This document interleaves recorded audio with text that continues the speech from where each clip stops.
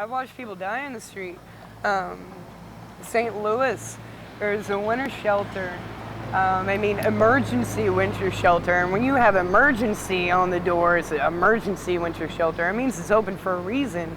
It's, in the negatives at night. It was one of the coldest nights of the winter. And this guy was in there and he had his radio up a little too loud, but nobody was complaining except the folks that are watching the folks that weren't going to sleep anyway.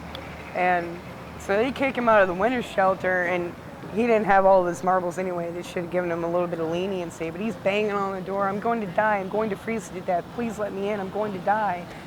And he died. Eventually the banging quit, and the next morning we woke up and he was frozen to death in the alleyway. They're begging to come in. So things aren't always, easy. And Charleston, South Carolina, I showed up and it was 10 degrees outside, and they had a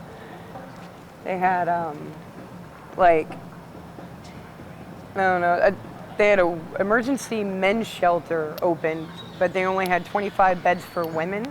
And so none of the men were staying in the shelter because they wanted to be outside with their women if their women had to stay outside. So here we have a men's shelter that's only halfway full, and everybody's still sleeping outside because there's no place for the women. But there's all these empty beds there.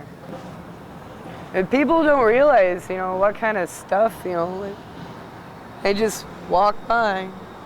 I don't know.